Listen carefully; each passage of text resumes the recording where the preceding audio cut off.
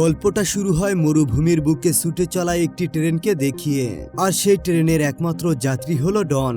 জীর্ণশীর্ণ আর ক্লান্ত দেহে সে কোনো এক গন্তব্যের উদ্দেশ্যে যাত্রা করেছে। তো কিছুক্ষণের মধ্যেই সে ট্রেন থেকে একটা স্টেশনে নেমে পড়ে, কারণ এখানে সে একজন ব্যক্তির সঙ্গে দেখা করবে। আর সেই লোকটার নাম ছিল কিট। কিট আসলে পেশায় একজন ড্রাইভার, আর ডন তাকে কিছু সময়ের জন্য ভাড়া করেছে, কারণ সে অনেক গুরুত্বপূর্ণ একটা কাজ করার জন্য কমফোর্ট নামের একটি জায়গায় যাবে। আর সেজন্য মূলত সে কিটকে ভাড়া করেছে। আসলে ডন এখন যে জায়গায় বসবাস করে সেখানে গ্লোবাল ওয়ার্মিং অনেকটা বেড়ে গিয়েছে, ফলে সেখানকার মানুষের জন্য বেঁচে থাকা অসম্ভব হয়ে গিয়েছে। তাই ডন চাইছে কমফোর্ট নামের ওই জায়গায় গিয়ে নতুন ভাবে আবারও জীবন শুরু করবে।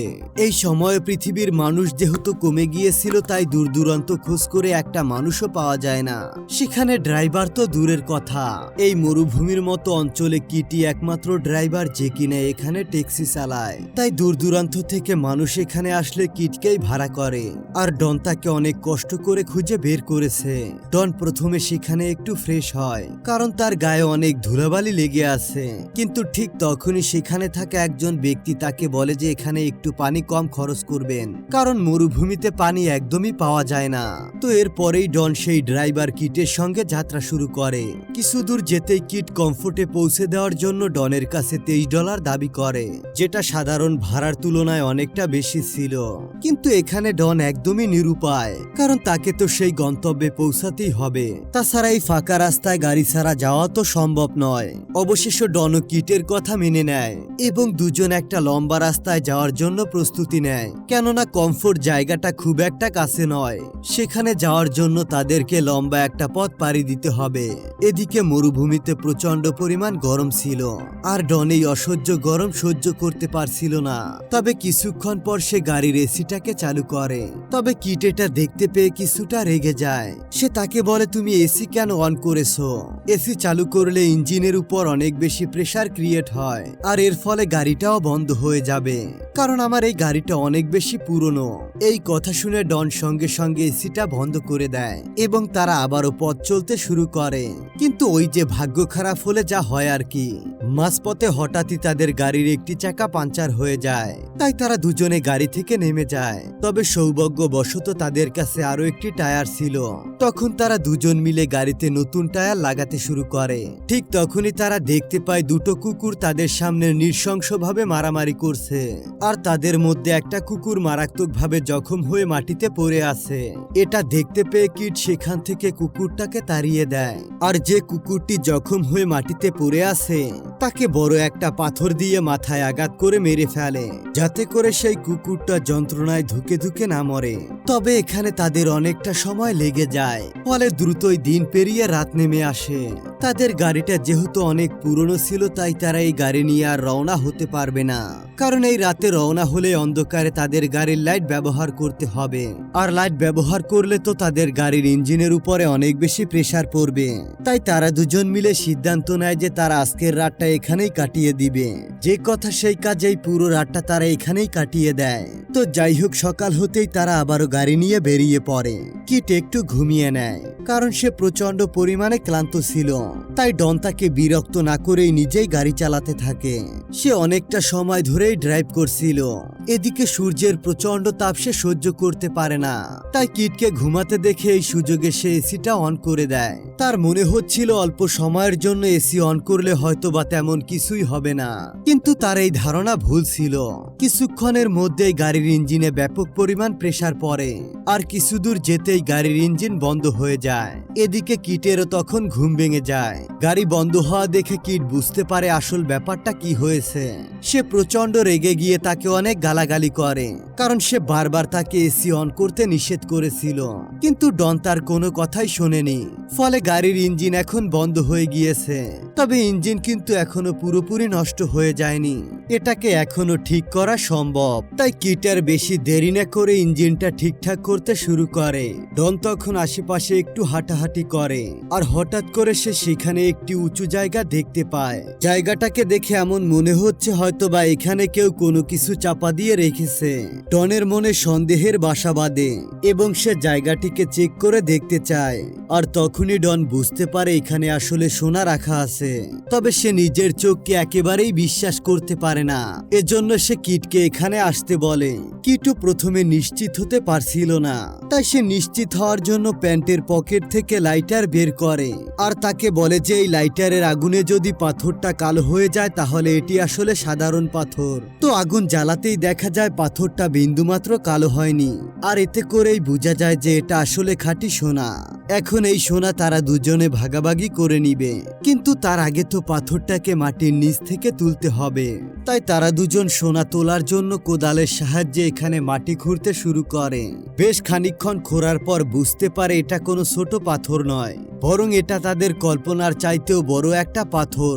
পাথরটা এত বড় ছিল যে অনেকক্ষণ যাবৎ চেষ্টা করেও তারা এটাকে সামান্য পরিমাণে নাড়াতে পারে না, কিন্তু তবুও তারা সর্বোচ্চ চেষ্টা করে যায়। এরপর তারা একটি দড়ি নিয়ে আসে। দড়ির সাথে সোনার পাথরটায় তারা এক অংশ বেঁধে নেয় আর একটি অংশ গাড়ির সাথে বেঁধে টানতে শুরু করে, কিন্তু তাতেও তেমন কোনো কাজ হয় না। মুহূর্তের মধ্যেই ওই দড়িটা ছিঁড়ে যায়, তবু ওই পাথরটি উপরে উঠে না। আসলে পাথরটা মাটির অনেক গভীরে ছিল, অর্থাৎ পাথরটা এখান থেকে উপরে ওঠানো সহজ কথা নয়। ছিঁড়ে যাওয়া দড়িটা বেঁধে তারা দুজনে বারবার পাথরটা তোলার চেষ্টা করে, কিন্তু কোনো কিছুতেই কোনো কাজ হয় না। তারা দুজনে বুঝতে পারে আসলে এইভাবে কাজ হবে না, তাদের এই পাথরটা তোলার জন্য অন্য একটি উপায় বের করতে হবে। তারা দুজনে এখন অনেকই ক্লান্ত। এদিকে তো এখানে প্রচন্ড গরম, তার উপরে তারা এটা নিয়ে খুব বেশি চিন্তা করছিল, কারণ তারা কোনো মতেই সোনার পাথরটিকে তুলতে পারছে না। এই পাথর তোলার চক্করে তারা পুরো দিনটা এখানেই পার করে দেয়। কিন্তু এই জায়গাটি তাদের জন্য বেশ বিপজ্জনক, কারণ রাতের বেলা এখানে জঙ্গলি কুকুরদের বেশ আনাগোনা থাকে, আর কিট খুব ভালো করেই সেটা জানে। তাই সে ডনকে নিয়ে কিছু শুকনা কাঠ ব্যবহার করে সেখানে আগুন জ্বালায়, কেননা এখানকার জঙ্গলি কুকুরগুলো আগুন দেখলে ভয়ে পালিয়ে যায়। তো রাতের বেলায় তারা দুজন একে অপরের সঙ্গে গল্প করে। তারা মূলত এটা নিয়ে আলোচনা করে যে এই সোনার পাথর পাওয়ার পর কিভাবে তাদের জীবন বদলে যাবে। আসলে তারা দুজনেই অনেক গরিব ছিল, তাই তাদের কাছে মনে হয় এই সোনার পাথরটি হয়তোবা তাদের ভাগ্যই বদলে দেবে। শহরের উচ্চবিত্তদের মতো নিজেরাও বিলাসবহুল জীবনযাপন করতে পারবে, এই আনন্দে কিট সেখানে নাচতে শুরু করে। কিন্তু ডন তাকে শান্ত থাকতে বলে, কারণ তারা এখনো সোনার পাথরটা তুলতে পারেনি। কিট বলে, তুমি কোনো চিন্তা করো না, আমরা খুব দ্রুতই এই পাথরটাকে উদ্ধার করব। আমাদের ভেতর একজনকে শহরে গিয়ে বড় একটা এক্সকাভেটর নিয়ে আসতে হবে, আর একজনকে এখানে থেকে সোনার পাথরটি পাহারা দিতে হবে, যাতে করে অন্য কোনো মানুষ এই পাথরটা নিতে না পারে। আর একবার এক্সকাভেটর আনতে পারলে আমরা খুব সহজেই মাটি খুঁড়ে সোনার পাথরটি বের করতে পারবো। তাই তুমি শহরে গিয়ে এক্সকাভেটর নিয়ে আসবে, আর আমি এখানে বসে পাথরটা পাহারা দিব। কিন্তু ডন তাকে বিশ্বাস করতে পারে না। সে বলে, এক্সকাভেটরের ঠিকানা তো তুমিই জানো, আমি তো তেমন রাস্তাঘাট কিছুই চিনি না, আর আমি এখানে একেবারেই নতুন। আর সবচেয়ে বড় ব্যাপার হলো এখানকার মানুষ আমাকে চেনে না, তাই আমাকে কেউ বিশ্বাস করে এক্সকাভেটর দিবে না, বরং তুমি গিয়ে নিয়ে আসো, আমি এখানে সোনার পাথরটিকে পাহারা দিব। কিট বলে, তুমি এখানকার কোনো কিছুই জানো না, এখানকার গরম তুমি সহ্য করতে পারবে না, আমার ফিরে আসতেও বেশ সময় লাগবে, আমার মনে হয় তোমারই যাওয়া উচিত। তখন ডন বলে, তুমি আমাকে নিয়ে ভেবো না, আমি এখানে ঠিকই থাকতে পারবো, তাই তুমি একেবারে নিশ্চিন্তায় যেতে পারো। কিট এক পর্যায়ে তার কথায় রাজি হয়ে যায়, কারণ তাছাড়া তাদের কাছে উপায় বা কি। আর যাওয়ার আগে সে সকালে ডনকে পানি এবং অন্যান্য প্রয়োজনীয় জিনিসপত্র দিয়ে যায়, এমনকি সে তাকে একটা ওয়াকিটকিও দিয়ে যায়, যাতে করে তারা প্রয়োজনে কথা বলতে পারে। তাছাড়া সে আরো বলে যে আমার ফিরে আসতে হয়তো বা বেশ কিছুদিন সময় লেগে যাবে। তো এরপরে কিট ডনকে বিদায় জানিয়ে সেখান থেকে রওনা হয়। এদিকে প্রচন্ড তাপমাত্রায় ডনের সার্ভাইভ করাটা বেশ কষ্টকর হয়ে যায়, তাই সে নিজেকে বাঁচানোর জন্য একটা বড় কাপড় ম্যানেজ করে, আর সেটাকে গাছের সঙ্গে বেঁধে থাকার মতো একটা জায়গা বানিয়ে নেয়। আর সন্ধ্যা হবার আগে সে কিছু শুকনো কাঠ ম্যানেজ করে, যাতে করে সে রাতের বেলায় আগুন জ্বালাতে পারে। রাতে সে যখন খাবার খাচ্ছিল তখন সে দেখতে পায় তার কাছে খুবই সামান্য পরিমাণের খাবার অবশিষ্ট আছে, আর তাকে এই খাবারগুলো দিয়ে বেশ কয়েকদিন এখানে সার্ভাইভ করতে হবে। আর ঠিক তখনই হঠাৎ করে তার আশেপাশে জঙ্গলি কুকুরের ডাক শুনতে পায়, যেটা শুনে সে ভীষণ ভয় পেয়ে যায়। যাই হোক, এভাবে সে ওই দিন রাতে ঘুমিয়ে পড়ে। সকালে সে যখন ঘুম থেকে ওঠে তখন সে ভীষণ ক্লান্ত অনুভব করে। তাই সে যখন তার কাছের পানি দিয়ে হাত মুখ ধুতে যায় তখন সে দেখতে পায় তার কাছে খুবই অল্প পরিমাণ পানি আছে, আর এই পানি কোনোভাবেই অপচয় করা যাবে না, কারণ এইটুকু পানি খেয়েই তাকে বেঁচে থাকতে হবে। তাই সে তার হাত মুখ না ধুয়েই লাকড়ি সংগ্রহ করার জন্য বেরিয়ে পড়ে। এভাবে সে পুরো মরুভূমিতে ঘুরে বেড়াতে থাকে। কিন্তু হঠাৎ সে লক্ষ্য করে দূরে একটা ক্র্যাশ হওয়া প্লেন পড়ে আছে। এটা দেখতে পেয়ে সে ওই প্লেনের ধ্বংস হয়ে যাওয়া অংশের কাছে যায় এবং সে দেখে সেটার ভিতরে বিশ্রাম নেওয়ার মতো যথেষ্ট পরিমাণে ছায়া রয়েছে। তাই কিছুক্ষণ সে সেখানেই বিশ্রাম নেয়। এখন সে কিন্তু চাইলে এখানে রাতে থাকতে পারে, তবে যেহেতু তাকে ওই সোনা পাহারা দিতে হবে তাই সে প্লেনের ভাঙা অংশ থেকে নিজের প্রয়োজনীয় জিনিসপত্র সংগ্রহ করে সেই স্বর্ণের পাহাড়ের কাছে নিয়ে যেতে থাকে। এরপর সে তার তাঁবুর ভিতরে এসে শুয়ে পড়ে, কিন্তু সূর্যের তাপমাত্রা অতিরিক্ত হওয়ার কারণে সে তাঁবুর ভেতরে বেশিক্ষণ শুয়ে থাকতে পারে না। এদিকে তার কাছে থাকা খাবার পানিও ধীরে ধীরে কমে আসতে থাকে। কিট যদি সময় মতো না আসে তাহলে তাকে এখানেই মরতে হবে, আর এটা ভেবে সে ভীষণ চিন্তায় পড়ে যায়। তো এভাবে কিছুক্ষণ বসে থাকার পর সে চিন্তা করে সে যদি ওই সময়টাকে নষ্ট না করে ওই সোনার পাথরটা ভাঙার চেষ্টা করে তাহলে পরবর্তীতে এটা তাদের জন্য উপকারে আসবে। তো যাই হোক, অনেক চেষ্টা করার পর সে ওই পাথর থেকে এক টুকরো সোনা আলাদা করে আর ওই সোনার টুকরোটি নিয়ে তার তাঁবুতে ফিরে আসে। ঠিক সেই সময় ডনের ফোনে কিটের কল আসে এবং সে বলে ইঞ্জিন হিটিং এর জন্য মাঝ রাস্তায় গাড়ি খারাপ হয়ে গিয়েছে, তাই আমার ফিরে আসতে আরো কিছুটা সময় লাগতে পারে। তখন ডন খুশি হয়ে বলে, আমি সোনার এক টুকরো ভাঙতে পেরেছি, নিশ্চয়ই এটার দাম অনেক বেশি হবে, তুমি যত দ্রুত সম্ভব চলে আসো। কিট এটা শুনে খুবই খুশি হয়ে বলে, আমি খুব দ্রুত চলে আসব। তো এরপর ডন দূর থেকে একটা গাড়িকে যেতে দেখে। সে চাইলে কিন্তু এই সোনার টুকরো নিয়ে এই মরুভূমি থেকে চলে যেতে পারত, কিন্তু সেটা সে কখনোই করবে না, কারণ এত সোনা দেখে সে প্রচন্ড লোভী হয়ে গিয়েছে। তাই সে আরো বেশি সোনা পেতে চায়। আবারও দিনের আলো ফুরিয়ে গিয়ে সন্ধ্যা ঘনিয়ে আসে।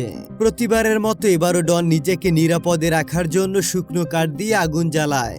রাতের বেলায় আবারও কয়েকটা জঙ্গলি কুকুর তার উপর হামলা করতে আসে, কিন্তু সে কোনো মতে আগুনের ভয় দেখিয়ে কুকুরগুলোকে তাড়িয়ে দেয়। পরের দিন সকালবেলায় ঘুম থেকে উঠে সে ফ্রেশ হয়ে একটু পানি খেতে যায়, কিন্তু তখনই সে দেখতে পায় মরুভূমির বিষাক্ত একটা সাপ তার দিকে ধেয়ে আসছে।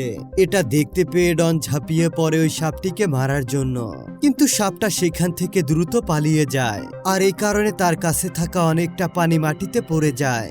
এরপর আবারও ডন সেই প্লেনের কাছে যায় আর ভিতরে গিয়ে সে আবারও শুয়ে পড়ে। ঠিক তখনই সে দূর থেকে একটা মেয়েকে হেঁটে আসতে দেখে, আর এই মেয়েটির নাম হলো টিনা। তো মেয়েটাকে তার দিকে এগিয়ে আসতে দেখে সে দ্রুত প্লেনের ভেতরে লুকিয়ে পড়ে। মেয়েটা প্লেনের কাছে এসে বলে, প্লেনের ভেতর থেকে বের হও, এটা আমার লুকানোর জায়গা, এখানে আমি থাকি। ডন বের হয়ে আসার পর সে তাকে কিছু খাবার এবং পানি দেয়, তবে ডন মেয়েটাকে তেমন পাত্তাই দেয় না, আর তার কোনো প্রশ্নের উত্তরও দেয় না, কারণ সে ভয় পাচ্ছে যদি সোনার পাথরটার কথা টিনা জেনে যায় তাহলে তাকে এই সোনার ভাগ দিতে হবে, আর এটা সে কখনোই হতে দেবে না। টিনা এত বেশি তাকে প্রশ্ন করে যে সে বিরক্ত হয়ে সেখান থেকে উঠে তার তাঁবুর দিকে চলে যায়। তবে টিনাও পিছনে পিছনে তাকে ফলো করতে শুরু করে। ডন পিছনে ফিরে দেখতে পায় টিনা তার পেছনেই আসছে, তাই সে তাকে বলে, কি ব্যাপার, আপনার সমস্যা কি? আপনি আমার পিছু পিছু কেন আসছেন? আমার কাজে আপনি মোটেও নাক গলাতে আসবেন না, এটা আমার মোটেও পছন্দ না, আমি কিন্তু এসব মোটেও মেনে নিব না। এমন অদ্ভুত আচরণ দেখে টিনার বেশ সন্দেহ হয়, তাই সে ডনকে জিজ্ঞাসা করে, আপনি মরুভূমির মধ্যে কি করছেন? ডন তখন তাকে বলে, আমার কোনো বাসস্থান নেই, তাই আমি যেখানে খুশি সেখানেই ঘুরে বেড়াই। টিনা তখন ডনকে তার কাছে থাকা কিছুটা পানি দিয়ে সাহায্য করতে চায়, কিন্তু ডন তার কোনো সাহায্যই নেয় না এবং সে বলে, আপনি দয়া করে এখান থেকে চলে যান। টিনা তখন কোনো কথা না বলে সে তাঁবুর দিকে হাঁটতে থাকে, যেখানে কিনা সেই স্বর্ণের পাথরটা ছিল। এটা দেখতে পেয়ে ডন তাকে ওই তাঁবুর দিকে যাওয়া থেকে আটকায়। এতে করে টিনার সন্দেহ আরো বেশি বেড়ে যায় আর বলে, আপনি আমার কাছ থেকে কি লুকাচ্ছেন? আমাকে বলুন তো এখানে কি আছে। আর এইভাবেই সে ডনের উপর বেশি প্রেসার ক্রিয়েট করে। টিনার এসব তামাশা দেখে ডন প্রচন্ড রেগে যায় আর নিজের রাগ কন্ট্রোল করতে না পেরে তার কাছে থাকা একটি কোদাল দিয়ে টিনার মাথায় জোরে আঘাত করে। ফলে সাথে সাথে টিনা সেখানেই মারা যায়। তবে ডন এতে অনেকটা ঘাবড়ে যায়, কারণ সে তো টিনাকে মারতে চায়নি। আসলে সে এই ধরনের মানুষ নয়, কিন্তু সোনার লোভ তাকে গ্রাস করে নিয়েছে। কিছুক্ষণ পর সে চিন্তা করে, যা করেছি বেশ করেছি, তা না হলে তো টিনাকে সোনার ভাগ দিতে হতো। তারপর সে টিনার ব্যাগে কি আছে সেগুলো চেক করে আর তার ব্যাগে থাকা প্রয়োজনীয় সকল জিনিসপত্র বের করে নিজের কাছে রাখে এবং লাশটাকে সেখানে একটা জায়গায় বালির মধ্যে পুঁতে দেয়। তবে কিছুক্ষণ পর লাশের গন্ধে সেখানে কুকুর চলে আসে এবং বালির মধ্য থেকে লাশটাকে বের করে খেতে শুরু করে। বাধ্য হয়ে ডন অনেকগুলো কাঠ জোগাড় করে টিনার লাশটাকে আগুনে পুড়িয়ে দেয়। এসব করার সময় সে এক দৃষ্টিতে ওই আগুনের দিকে তাকিয়ে থাকে আর ভাবে, সোনা পাওয়ার লোভে আজকে সে একটা মানুষকে খুন করে ফেললো। সে এতটা নিচে কিভাবে নামতে পারলো? পরের দিন সকালবেলা তার ঘুম ভাঙতেই কিটের ফোন পায়। সে ফোন করে বলে, চিন্তার কোনো কারণ নেই, আমি তোমার খুব কাছে চলে এসেছি। তুমি দয়া করে আর কিছুক্ষণ ধৈর্য ধরো, সোনার পাথরটাকে পাহারা দাও। এসব কথা শুনে সে একটু ভরসা পায়। সে ভাবে যা হবার হয়েছে, এখন এসব ভেবে আর কোনো লাভ নেই। আর ডন আবারও কাঠ সংগ্রহ করতে বের হয়, কিন্তু তখনই সেখানে প্রচন্ড জোরে বাতাস বইতে শুরু করে। এটা দেখতে পেয়ে সে তার তাঁবুতে ফিরে আসতে যায়, কিন্তু বাতাসের গতিবেগ এতটাই শক্তিশালী ছিল যে তার চোখের সামনে সবকিছু লন্ডভন্ড হয়ে যায়। তার তৈরি করা তাঁবুটা চোখের সামনেই তছনছ হয়ে যায়। তাই সে নিজেকে বাঁচানোর জন্য আবারও দৌড়াতে শুরু করে আর প্রচন্ড বাতাসের কারণে সে সেখানেই অজ্ঞান হয়ে যায়। কয়েক ঘন্টা পর তার জ্ঞান ফিরে আসে আর তুফান এখন একদমই থেমে গিয়েছে। তখন সে দেখতে পায় তার পেটের ভেতরে এক টুকরো কাঠ ঢুকে আছে। মূলত প্রচন্ড বাতাসের বেগেই এটা তার পেটের মধ্যে ঢুকে গিয়েছে। তার পেটে অনেক যন্ত্রণা হয়। সে যন্ত্রণায় ঠিকঠাক মতো উঠে দাঁড়াতে পারে না।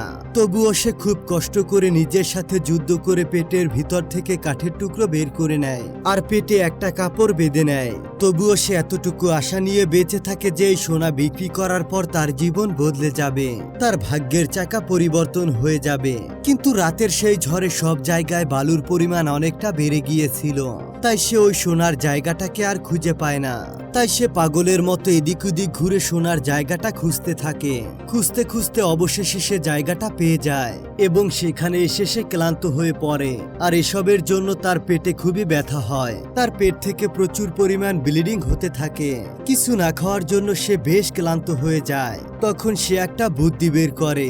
তার খাবারের ক্যানটায় আগুন জ্বালিয়ে গরম করে নিজের পেটে ছাকা দেয়, যাতে করে ক্ষত জায়গাটায় কোনো ইনফেকশন না হয়। কিন্তু এতে সে প্রচন্ড ব্যথা পায় আর ব্যথায় সে সেখানেই অজ্ঞান হয়ে যায়। জ্ঞান ফিরতেই সে চোখ খুলে দেখতে পায় টিনা তার দিকে তীরতাক করে দাঁড়িয়ে আছে।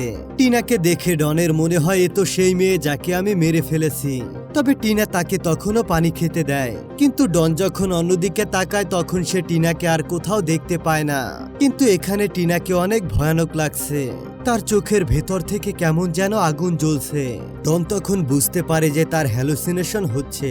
তাই সবকিছু ভোলার জন্য ডন ওই সোনার পাথরের কাছে যায় আর বালি দিয়ে পাথরটাকে ঢাকতে শুরু করে, যাতে করে সেটাকে কেউ দেখতে না পারে। ঠিক তখনই তার কাছে আবারও কিটের ফোন আসে। সে বলে, আমি আর কিছু সময়ের মধ্যে তোমার কাছে পৌঁছে যাব। ডন তখন বলে, একটু দ্রুত আসো, আমি খুবই অসুস্থ হয়ে পড়েছি।